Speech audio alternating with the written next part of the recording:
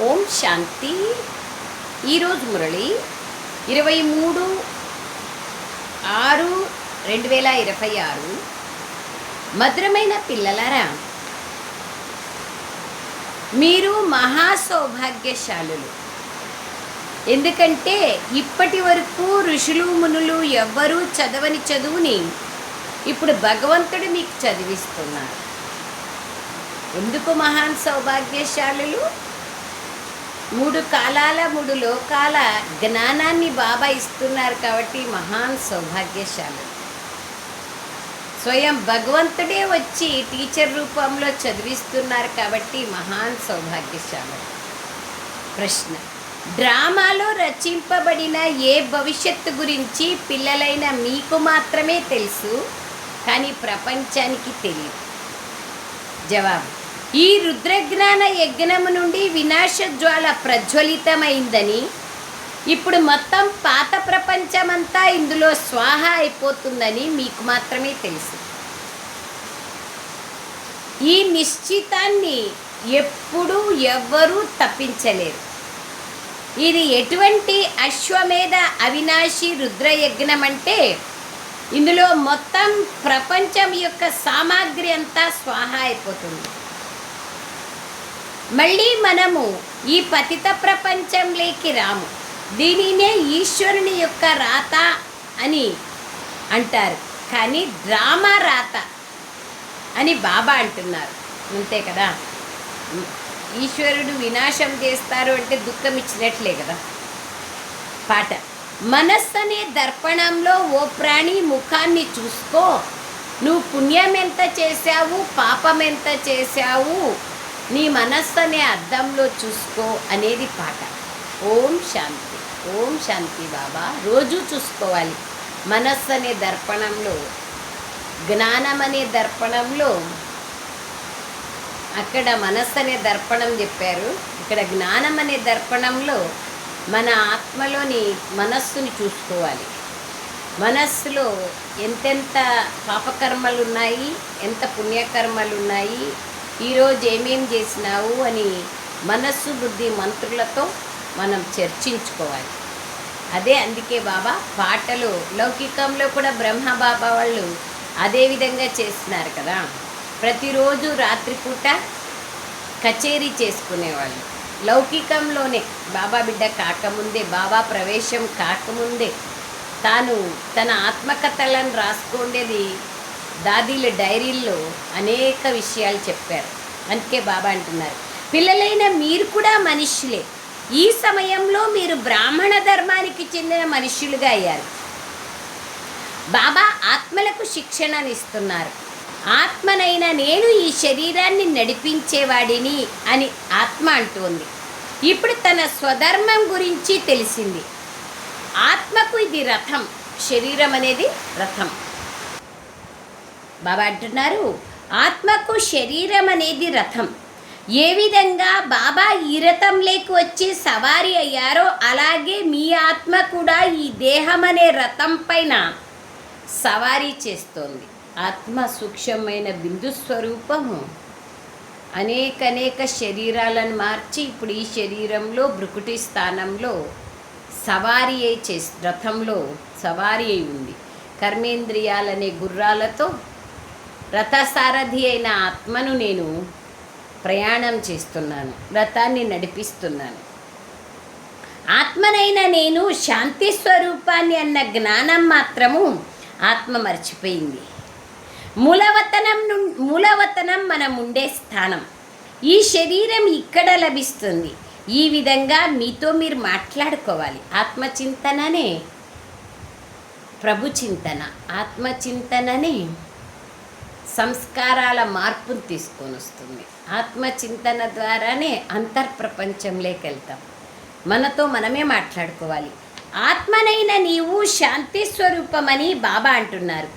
నీవు శాంతిలో కూర్చోవాలని కోరుకుంటే స్వయాన్ని ఆత్మగా భావించు, శాంతిధామ నివాసిగా భావించు. అమృతవేళ సమయంలో ఈ ప్రాక్టీస్ చేయాలి. నేను ఆత్మ శాంతిధామ నివాసిని. ఏ సంకల్పము లేకుండా నిశ్చింత స్థితి, నిష్కల్మషమైన స్థితి, నిర్మలమైన మనస్సుతో బాబాని జ్ఞాపకం చేసుకుంటూ స్వయంని శాంతి స్వరూపంలో స్థిరం చేసుకోవాలి. అశరీరీ అభ్యాసం చేయాలి, ఇంపార్టెంట్. తో బాబా అంటున్నారు, నీవు శాంతిలో కూర్చోవాలని కోరుకుంటే స్వయాన్ని ఆత్మగా భావించు, శాంతిధామ నివాసిగా భావించు. అప్పుడు కాసేపు శాంతిగా కూర్చోగలుగుతావు. మనుషులు శాంతిని కోరుకుంటారు, కానీ మనస్సుకు శాంతి కావాలి అని ఆత్మ అంటుంది. కానీ తాను ఒక ఆత్మ అని మర్చిపోయారు. రాణి తన కంఠంలో హారాన్ని వేసుకొని మొత్తం రాజ్యమంతా వెతికించినట్లుగా కథ ఉంది. అలాగే మనము మన లోపలే శాంతి, సుఖము, ఆనందాన్ని పెట్టుకొని అనేక తీర్థయాత్రలు, అనేక స్థానాలకు వెళ్ళి అక్కడ దొరుకుతుందేమో ఇక్కడ దొరుకుతుందేమో అని భ్రమిస్తున్నాం. అదే బాబా చెప్తున్నారు, నిన్ను నువ్వు తెలుసుకుంటే శాంతి, సుఖం, ఆనందం ఉంది. శాంతి మీ స్వధర్మం అని బాబా చెప్తున్నారు. ఆత్మనైనా నేను శాంతి స్వరూపాన్ని. పిల్లలు ఇది అర్థం చేసుకున్నారు. పాత్రను అభినయించేందుకు ఇక్కడికి వచ్చాము, ఈ సాకార ప్రపంచంలో. ఈ ఇంద్రియాల నుండి అతీతంగా అయిపోతే ఆత్మ శాంతిగా ఉంటుంది. ఆత్మ తన స్వధర్మమైన శాంతిలో ఎంత సమయం కావాలంటే అంత సమయం కూర్చోగలదు. ఈ శరీరంతో పని చేయాలి, చేయకూడదు అని భావిస్తే శాంతిగా కూర్చోండి. ఇదే సత్యమైన శాంతి. దీని గురించి మీరు వెదగాల్సిన అవసరం లేదు. ఇప్పుడు మీ స్వధర్మమే శాంతి. ఇక్కడ ఇప్పుడు పాత్రను అభినయిస్తున్నారు. మనం 84 జన్మల పాత్రను అభినయించామని తండ్రి ద్వారా తెలిసింది. ఈ 84 జన్మల చక్రం గురించి ఎవ్వరికీ తెలియదు. 84 లక్షల యోనుల్లేకేసేస్తున్నారు కదా. సో ఎవరు తెలుసుకునే కూడా ప్రయత్నం చేయరు.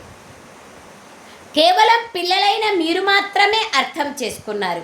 మొదట మనం సూర్యవంశీ రాజులుగా, ప్రజలుగా ఉండేవారం. ఆ తర్వాత చంద్రవంశీ రాజులుగా లేదా ప్రజలుగా ఉన్నాం. ఆ తర్వాత వైశ్యవంశీలుగా, శూద్రవంశీలుగా అయ్యాం. ఇప్పుడు మళ్ళీ బ్రాహ్మణ వంశీల నుండి దేవతా వంశీలు లేదా సూర్యవంశీగా అవుతున్నాం. పిల్లలైన మీరు సృష్టి ఆది మధ్యాంతాన్ని తెలుసుకున్నారు. మీరెంత సౌభాగ్యశాలీలు. ఈ ప్రపంచంలో ఎవ్వరికీ తెలియదు సృష్టి ఆది మధ్యాంతాల రహస్యం. మనకు మాత్రమే తెలుసు. అందుకే బాబా అంటున్నారు, మీరెంత సౌభాగ్యశాలీలు, పదమాపదం సౌభాగ్యశాలీలు. 3 కాలాల జ్ఞానాన్ని ఇచ్చి బాబా మనల్ని త్రికాలదర్శిగా చేశారు. బాబా యథార్థమైన విషయాలను అర్థం చేయిస్తారు. దీని పేరే సద్గతి మార్గం. సర్వుల సద్గతి దాత ఒక బాబాయే అని అర్థం చేస్తున్నారు. బాబా వచ్చి మనకు 21 జన్మల కోసం సద్గతిని ప్రాప్తింపచేస్తున్నారని ఇప్పుడు మీరు తెలుసుకున్నారు. బయటి మనుష్యులను ఈ విషయాల గురించి ఏమాత్రమూ తెలియదు. కేవలం బ్రహ్మకుమారి కుమారులైనా మీకు మాత్రమే తెలుసు. బీకేలైనా మీకేం తెలుసు అని కొందరు ప్రశ్నిస్తారు. మనకేమేం తెలుసో చెప్పాలి. బాబా వచ్చి ఏమేం తెలిపిస్తున్నారు?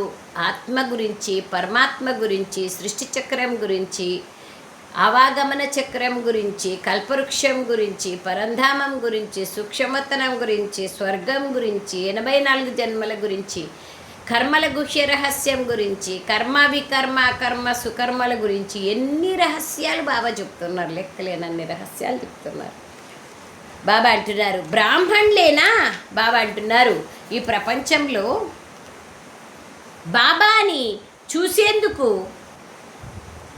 బాబా అంటారు, బ్రాహ్మణులా కాదా అని చూసేందుకు పరీక్ష కూడా తప్పకుండా చేస్తారు. మీరు బ్రహ్మ పిల్లలైనట్లయితే సృష్టి చక్రం గురించి తప్పకుండా మీకు తెలిసి ఉంటుంది. రచయిత అయిన తండ్రి గురించి మీకు తెలుసా? ఋషులు మునులు మొదలైన వారు మరియు రచనల గురించి ఏమాత్రమూ తెలియదని చెప్పారు. మరి వారు నరకవాసీలుగా ఉన్నట్లే కదా.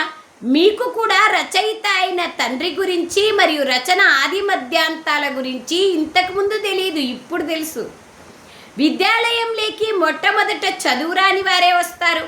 ఆ తర్వాత స్కూల్లో నేను చదువుకున్నాను అని చెప్తారు. ఫలానా స్కూల్లో ఫలానా టీచర్ మాకు చాలా బాగా నేర్పించినారు అని చెప్తారు. ఇప్పుడు మీరు ఈశ్వరీయ చదువులో ఉన్నారు.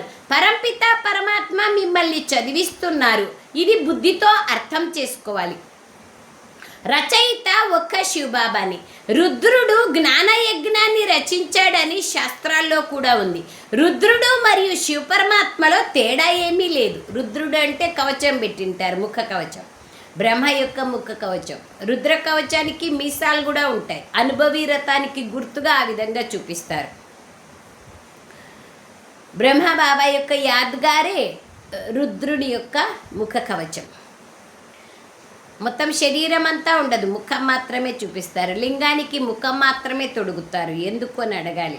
శంకరుని ముఖం తొడగరు, రుద్రుని ముఖమే వేరుగా ఉంటుంది. రుద్రజ్ఞాన యజ్ఞము నుండి వినాశజ్వాల వెలువడిందని కూడా రాశారు. కేవలం రుద్రుడైన శివుని స్థానంలో కృష్ణుని పేరుని రాశారు. గీత మాత్రం అదే. ఈ జ్ఞాన యజ్ఞము నుండి వినాశజ్వాల ప్రజ్వలితమైందని అంటారు. అందులో మొత్తం పాత ప్రపంచమంతా స్వహ కావాల్సి ఉంది. యజ్ఞంలో ఆహుతులన్నీ వేస్తారు. బాబా అంటారు అన్నింటినీ స్వాహ చేస్తారు. కావున ఈ రుద్రజ్ఞాన యజ్ఞంలో మొత్తం పాత ప్రపంచమంతా స్వాహ అయిపోతుంది. ఇప్పుడు మీరు రాజయోగాన్ని నేర్చుకుంటున్నారు. ఈ పతిత ప్రపంచంలోకి మళ్ళీ మీరు రారు, సత్యుగంలోకి వెళ్తాం. ఈ ప్రపంచం మళ్ళీ సమాప్తమైపోతుంది. ఇప్పుడు ప్రకృతి వైపరీత్యాలు మొదలైనవన్నీ జరుగుతాయని మీకు తెలుసు. ఈ జ్ఞానం అంతా మీ బుద్ధిలో కూర్చోవాలి. నా బుద్ధిలోనే జ్ఞానం ఉంది అని శివబాబా చెప్తున్నారు. ఆయన సత్యం శివం సుందరుడు, జ్ఞాన సాగరుడు, చైతన్యమైన వారు, సత్యమైన వారు. వారికి సృష్టి ఆది మధ్యాంతాల రహస్యం గురించి తెలుసు. మాకు రచయిత రచన గురించి తెలియదని ఋషులు మునులు అంటారు. నేతి నేతి అని. మాకు తెలియదు. మీకేం లభిస్తుంది అని మిమ్మల్ని ఎవరైనా ప్రశ్నిస్తే గొప్ప గొప్ప ఋషులు మొదలైన వారికి ఏ రచయిత మరియు రచన ఆది మధ్యాంతాల గురించి తెలియదని చెప్పారో దాని గురించి మాకు తెలుసు అని చెప్పండి. ఎన్ని విషయాలు తెలుసు బాబా రోజు మురళీలో చెప్తా ఉంటారు. ఇది వాళ్లకు తెలీదు, ఇది మీకు తెలుసు. ఇది మీకు కూడా ఇంతకుముందు తెలీదు, ఇప్పుడు తెలుసు. ఎన్ని విషయాలు చెప్తారు.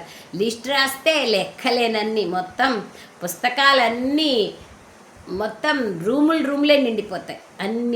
అన్నీ నేర్పిస్తున్నారు బాబా. అందుకే చెప్తారు కదా, బాబా జ్ఞానము భూమినంతా కాగితాలు చేసినా, సాగరాన్నంతా ఇంకు చేసినా, చెట్లన్నీ కలం చేసినా కూడా బాబా మహిమ, బాబా జ్ఞానము తరగదు. అంత జ్ఞానం బాబా చెప్తారు. రోజు భిన్న రూపాల్లో చెప్తారు బాబా. నిన్న సాగరము, నదులు, తర్వాత సెలయేర్లు, కుంటలు చెప్పారు. చైతన్యమైన వాళ్ళు మీరు, అవి స్థూలమైన నదులని. ఈరోజు బాబా జ్ఞాన యజ్ఞం గురించి, జ్ఞానం గురించి, రుద్రుని గురించి, గీతా జ్ఞాన యజ్ఞం గురించి అనేక విషయాలు బాబా చెప్తున్నారు. ఇప్పుడు ప్రకృతి వైపరీత్యాలు మొదలైనవన్నీ జరుగుతాయని మీకు తెలుసు. ఈ జ్ఞానం అంతా మీ బుద్ధిలో కూర్చోదే. విన్నంతసేపు బాగా గుర్తుంటుంది. తర్వాత అదే కదా అని దాని గురించి ఆలోచన కూడా చేయము కదా. ఏదన్నా అన్ని విషయాలు వద్దులే, కొన్ని విషయాలు జస్ట్ ఒక 2-3 విషయాలు రాసుకొని పదే దాన్ని ప్రాక్టీస్ చేస్తూ ఉంటే, దాని గురించి ఇతరులకు చెప్తా ఉంటే తప్పకుండా మన బుద్ధిలో జ్ఞానం యొక్క విషయం వస్తూ పోతుంది. నెమ్మదిగా అర్థమవుతా పోతుంది. నెమ్మదిగా మనకు జ్ఞానపు విషయాలు లోతుగా విశదీకరంగా తెలుస్తాయి.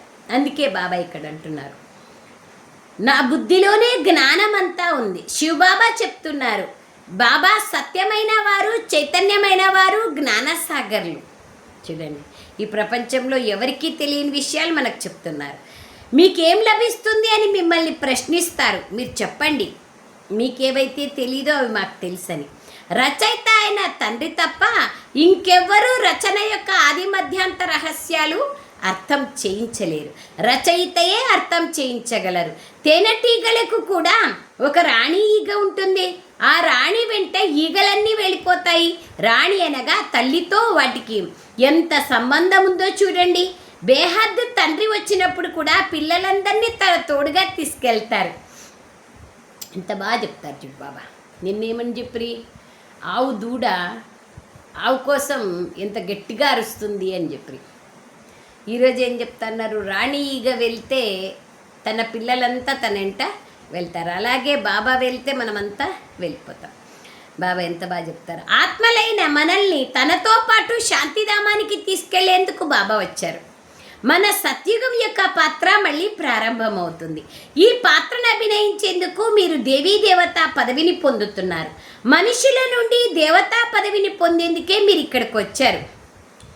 నరు నుండి నారాయణుడిగా, నారీ నుంచి శ్రీ లక్ష్మిగా, నరుడే నారాయణుడు, మానవుడే మాధవుడు అన్నాం కదా. ఆ విధంగా బాబా తయారు చేసేందుకు వచ్చారు కదా. తయారవుతున్నాం, అండర్ ప్రాసెస్. గుణాలన్నింటినీ ఇక్కడ ధారణ చెయ్యాలి. ఇంపార్టెంట్ అది. చదువు మేము దేవతలు అవుతామని అంటే ఎవరైనా ఒప్పుకుంటారా? ఫస్ట్ ఆ గుణగణాలు మనలో కనపడాలి. గుణాలని ధారణ చేయాలి. ఈ లక్ష్మీనారాయణల వలె తయారవ్వాలి. వీరిని దివ్య దృష్టి లేకుండా ఎవరూ చూడలేరు. ఇప్పుడు మీరు సూర్యవంశీ దేవతలుగా అవుతారు. స్వర్గ రాజధాని ఎలా స్థాపన అవుతోందో మీ బుద్ధిలో ఉంది. సత్యుగంలో దేవతల రాజ్యం ఉంటుంది, కానీ దేవతల రాజ్యంలో కూడా మళ్ళీ రాక్షసులను చూపించారు. నిన్న కూడా బాబా చెప్పారు. దీని గురించి ఎవ్వరికీ తెలీదు. భారతదేశం ఎంత పవిత్రంగా ఉండేది. దేవతలను సర్వగుణ సంపన్నులు అంటారు. వారి ముందు తల వంచుతారు. మందిరాలు కూడా ఎన్నో తయారు చేశారు. కానీ సత్యుగంలో ఆది సనాతన దేవీ దేవతా ధర్మము ఎలా ఉంటుంది, ఎవరొచ్చి స్థాపించారు, ఎవ్వరికీ తెలీదు. ఇంత ఉన్నతంగా ఉన్న భారతదేశము ఇంత నీచంగా ఎలా తయారైపోయింది? దేహభ్రాంతిలోకి వెళ్ళినాం. నీచంగా తయారైతేనే మళ్ళీ బాబా వచ్చి తయారు చేస్తారు ఉన్నతంగా. అందుకే బాబా అంటున్నారు. సో బాబా అంటున్నారు, ఈ భవిష్యత్తు సత్యుగం యొక్క ఆది సనాతన దేవీ దేవతా ధర్మము నుండి ఎట్ల కిందికి దిగినాము అనేది ఎవ్వరికీ తెలియదు అంటున్నారు. నిజమే కదా. ఎట్ల కిందికి దిగినాము, దేహభ్రాంతిలోకి ఎట్లొచ్చినాము. కానీ జగన్నాథ మందిరంలో దేవతల అశ్లీల దృశ్యాలు చూపించినారు. కానీ అనేక మంది అనేక వారి వారి ధర్మశాస్త్రాల్లో చెప్పినారు. యాడమ్ అండ్ ఈవ్ క్రైస్తవ సహోదరులు యాడమ్ అండ్ ఈవ్ దేవతలుగా ఉన్నప్పుడు, ఫరిస్తాలుగా ఉన్నప్పుడు వాళ్ళల్లో కోరిక అనే ఫలము లేదా కోరిక అనే మాయ వచ్చినప్పుడు గోష్ఠ ప్రవేశం చేస్తుంది, డెవిల్ ప్రవేశం చేస్తుంది. అప్పుడు దేహభ్రాంతి లేకొస్తారు అని చెప్పడం జరుగుతుంది. ముస్లిం సహోదరులు ఆదం బీబీ అని చెప్తారు, గోష్ఠ్ అని చెప్తారు, యావది సైతాన్ అని చెప్తారు. దానికి బాబా అంటున్నారు ఇక్కడ. ఇది ఎవరికీ తెలియదు ప్రపంచంలో వాళ్ళకు. డ్రామా రచయిత మరియు సృష్టికర్త ఎవరు? కేవలం ఈశ్వరుని దాత అని అంటారు. నాటకం అని అన్నప్పుడు ఆ నాటకానికి ఆది మధ్యాంతాలు ఉంటాయి కదా. దాని రహస్యము తెలుసుకోవాలి కదా. కేవలం పుస్తకం చదవడం ద్వారా నాటకం గురించి తెలీదు. దాన్ని ప్రత్యక్షంగా వెళ్ళి చూడాల్సి ఉంటుంది. కృష్ణ చరిత్ర అనే డ్రామా రచింపబడింది, వార్తాపత్రికల్లో కూడా ముద్రింపబడింది, భాగవతం ఉండింది, రామాయణం ఉండింది. కానీ దాన్ని చూసేంత వరకు దాని అర్థం తెలియదు. అంతే కదా. ఏదైనా ఎప్పుడైతే ఒక్కసారి చూస్తారో అప్పుడు ఈ డ్రామాలో ఇవన్నీ జరుగుతాయి అని భావిస్తారు. ఇప్పుడు పిల్లలైన మీరు కూడా డ్రామాను అర్థం చేసుకున్నారు. ప్రపంచ చరిత్ర మరియు భూగోళాల చక్రం తిరుగుతూనే ఉంటుంది. ఇది మనుషులకు తెలీదు, కానీ అది ఎలా తిరుగుతుంది ఎవరికీ తెలియదు. ఎన్ని వేల సంవత్సరాలకు ఒకసారి తిరుగుతుంది అనేది కూడా తెలీదు. సినిమా రీల్ ఎన్ని అనేది తెలియదు కదా. సత్య త్రేత ద్వాపర కలియుగాలు, ఆ తర్వాత సంగమ యుగం. కానీ మనుషులు ప్రతి యుగంలోనూ ఉంటారు, వస్తారు అని భావించారు భగవంతుణ్ణి ప్రతి యుగంలోనూ సంభవామి యుగే యుగే అన్నారు కదా. మరి 4 అవతారాలే ఉండాలి కదా. 4 యుగాలంటే దశావతారాలు ఎందుకు చూపించినారు? ఇవన్నీ అర్థం చేసుకోవాల్సిన విషయాలు కదా. సత్యత్రేత యుగాల మధ్యలో కూడా సంగమం ఉంటుంది, కానీ ఆ సంగమ యుగానికి మహత్వం లేదు. అక్కడ ఏమీ జరగదు. సత్యుగి సూర్యవంశీయులు చంద్రవంశీయులు రాజ్యాన్ని ఎలా చేశారో ఎవరికీ తెలియదు. సూర్యవంశీయులకు చంద్రవంశీయులు ఎట్లా రాజ్యం ఇచ్చినారు అని. తండ్రి నుండి కొడుకుకు ఆస్తి లభిస్తుంది వారసత్వ రూపంలో. అక్కడేం యుద్ధం చేసి గెలుచుకోవాల్సిన ఆవశ్యకత లేదు. రాజారాం రాణి సీత అనే టైటిల్ వారికి లభిస్తుంది. మరి వారికి ఆ టైటిల్ ఎవరిచ్చారు? ఇక మీరు రాజ్యం చేయండి అని సూర్యవంశీలు ట్రాన్స్ఫర్ చేశారు. అది ఆ దృశ్యాన్ని పిల్లలైన మీరు సాక్షాత్కారంలో చూశారు. అంతేకాని యుద్ధం మొదలైనవి ఏవి జరగవు. ఎవరికైనా రాజ్యం ఇచ్చేటప్పుడు ఎలా ఇస్తారో అలా వారికి ఇస్తారు. వారి కాళ్ళను కడిగి వారికి తిలకాన్ని దిద్దుతారు. అక్కడ ఏ గురువు గోసాయి ఉండరు. ఇప్పుడు మేము దైవస్వరూపం కలవారిగా అవుతామని పిల్లలైన మీ బుద్ధిలో ఉంది. సూర్యవంశీల రాజ్యంలో మరియు చంద్రవంశీల రాజ్యంలో ఎంత సుఖంగా ఉంటాం. బాబా మనల్ని దుఃఖాల నుండి తొలగించి సుఖంలోకి తీసుకెళ్తారు. ఇంకెవ్వరూ మనల్ని అంత సుఖం కలవారిగా తయారు చేయలేరు. సాధువులు తాము శాంతిధామంలోకి వెళ్ళాలని కోరుకుంటారు. నేను ఈ సాధువులు మొదలైన వాళ్ళందరినీ ఉద్ధరించేందుకు వస్తాను, అందరినీ శాంతిధామంలోకి తీసుకెళ్తానని బాబా అంటారు. సన్యాసులు ద్వాపర యుగంలోనే వస్తారు. స్వర్గంలో దేవతలమైన మనమే ఉంటాం. అక్కడ కూడా విభాగాలు వేర్వేరుగా ఉంటాయి. సూర్యవంశీల శాఖ వేరు, చంద్రవంశీల శాఖ వేరు. ఆ తర్వాత ఇస్లాంలు, బౌద్ధులు, సన్యాసులు మొదలైన వారు ఎవరైతే వస్తారో వాళ్ళందరి శిక్షణలు వేర్వేరుగా ఉన్నాయి. మనం రాజ్యం చేసేటప్పుడు ఇంకెవ్వరూ ఉండరు. సూర్యవంశీలు రాజ్యం చేసినప్పుడు వేరే ఎవ్వరు ఏ రాజ్యము ఉండదు. మూలవతనంలో కూడా ఇటువంటి మాల నంబర్ వారుగా తయారై ఉంది మూలవతనంలో. అది గ్రేట్, అద్భుతం. పరంధామంలో సపరేట్గా ధర్మస్థులది శాఖలు ఉన్నాయంటే అది ఆశ్చర్యమైన విషయం. మొట్టమొదట మన రాజ్యం, ఆ తర్వాత ఇతర వంశాలు వస్తాయి. మీ వంశం అన్నింటికన్నా పెద్దది. ధర్మస్థాపకులు ఎవరైతే వస్తారో వాళ్ళందరూ దీని నుండి వచ్చిన వారే. ఇస్లాంల వంశం రెండవది, ఆ తర్వాత మూడవది బౌద్ధుల వంశం. మనం మొదట్లో ఉన్నాం. ముఖ్యంగా ఇవి చిన్నవి లక్షల్లో ఉండొచ్చు. ఇక్కడ ముఖ్యమైనవి 4 వంశాలు. మొట్టమొదట మనం వస్తాం, ఆది సనాతన సాంప్రదాయులు. తర్వాత ఇస్లాంలు, బౌద్ధులు, క్రిస్టియన్లు. మనం కింద పడిపోయాం. మనమే 84 జన్మలు తీసుకొని పాత్రను అభినయించాం. ఎవరైతే ఇప్పుడు చివరిలో ఉన్నారో వారే మళ్ళీ మొదట్లో ఉంటారు. దేవీ దేవతలు ఇప్పుడు పతితులుగా అయిన కారణంగా స్వయాన్ని దేవతలుగా పిలిపించుకోలేరు. వారు దేవీ దేవతలని పూజిస్తారు కాబట్టి వారు ఆ వంశానికి చెందినవారేనని అర్థమవుతుంది.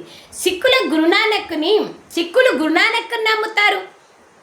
మీరంతా వారి వంశానికి చెందినవారు. సత్యుగంలో మీ వంశం మొట్టమొదటిది. మనకన్నా ఉన్నతమైన వంశం ఇంకేదీ లేదు. గురునానక్ను నమ్ముతారు. మనమంతా వారి వంశానికి చెందిన వాళ్ళం. పరమాత్ముని యొక్క వంశానికి ఉన్నతోన్నతమైన వంశం మనది. అటువంటి వారే నిరుపేదలుగా అయిపోయారు. అందరికన్నా ఎక్కువగా దుఃఖితులుగా మనమే అయ్యాం. అప్పులు కూడా తీసుకుంటూ వచ్చారు. ఎంత సుసంపన్నులుగా ఉండేవారు, ఇప్పుడు ఎంత నిరుపేదలైపోయారు. సర్వస్వాన్ని పోగొట్టుకున్నారు. ఈ ప్రపంచమే ఒక దుఃఖధామం. ఇప్పుడు బాబా మళ్ళీ మనల్ని సుఖధామానికి యజమానులుగా తయారు చేస్తున్నారు. మిగిలిన వాళ్ళంతా శాంతిధామంలోకి వెళ్ళిపోతారు.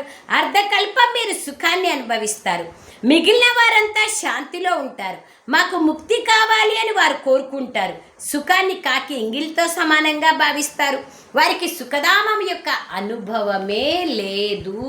వేరే ధర్మస్థులకి అస్సలు లేదు. అందుకే సుఖం వద్దు, మాకు ముక్తి కావాలా, మోక్షం కావాలా అంటారు.